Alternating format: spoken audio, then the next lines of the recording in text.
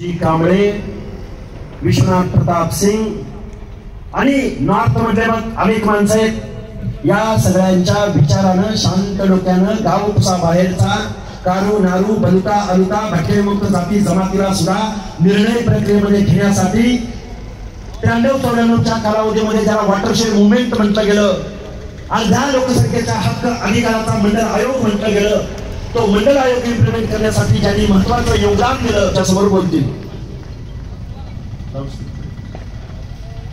साहेब बोला।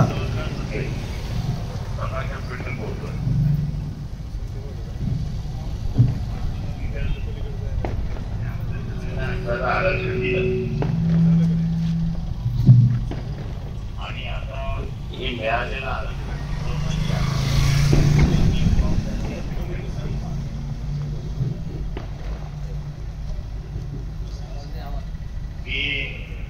अगोदर पासून असणारा गरीब मराठा जो आहे त्याला समजावून सांगत होतो की तुम्ही ओबीसीच्या कोट्यातून आरक्षण मागू नका।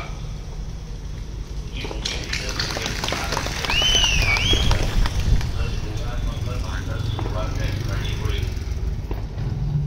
ओबीसीचं आरक्षण हे ओबीसीलाच राहिलं पाहिजे, ओबीसीच्या आरक्षणाचं ताण हे ओबीसीलाच राहिलं पाहिजे। मराठा समाजाला आरक्षण पाहिजे असेल तर त्याला वेगळ्या रीतीने वेगळं तुम्ही मागाल तर तुम्हाला टिकाऊ आरक्षण मिळेल अशी परिस्थिती आहे।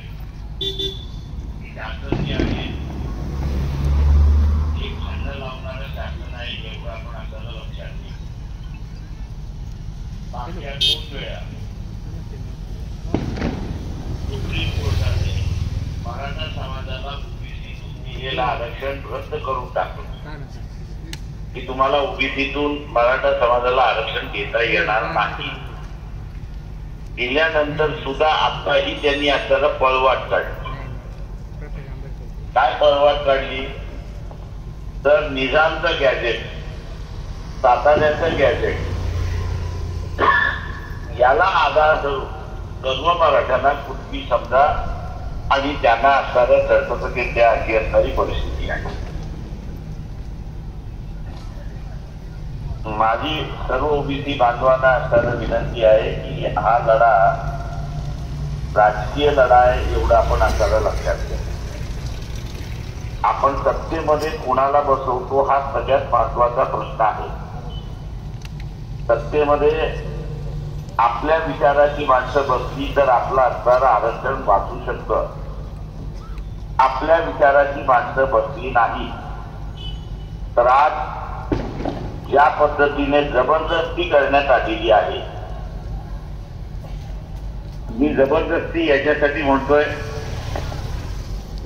की सर्व मराठा समाजाला तुम्ही कुणबी म्हणून संबोधावं असा जो GR काढलेला आहे त्या संदर्भात 2001 साली औरंगाबाद खंडपीठ, मुंबईतलं बेंच औरंगाबाद खंडपीठ त्याचे असणारे जज मारला पार्ले आणि आदरणीय जज बघा या दोघांनी असणारा निर्णय दिला की सर्व सरसकट मराठ्यांना कोणत्या ठिकाणी संबोधता येणार नाही आणि असा अधिकार हा असणारा कुठल्या सरकारला त्या ठिकाणी देण्यात आलेला नाही। परंतु जबरदस्ती करून असणारा निर्णय त्या ठिकाणी दिला अशी परिस्थिती आहे।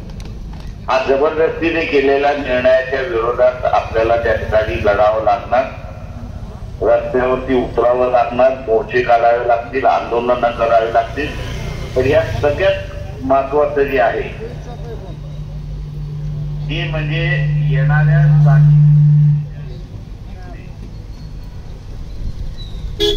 आपण मत कोणाला देणार हा त्याच्यातला महत्वाचा भाग आहे। हा खेळ खंडोबा आपण जर बघितला तर भारतीय जनता पक्ष त्या ठिकाणी करतो आणि भारतीय जनता पक्ष काय म्हणते की इथला असणारा मुसलमान बदमाश झालेला आहे, काय म्हणते की इथला मुसलमान बदमाश झालेला आहे आणि म्हणून सगळ्या हिंदूंनी एकत्र येऊन आमच्या माध्यमाने उभं राहून या देशाला आपण वाचवलं पाहिजे। या देशामध्ये मुसलमान अगोदरही होते, याच्यानंतरही राहतो।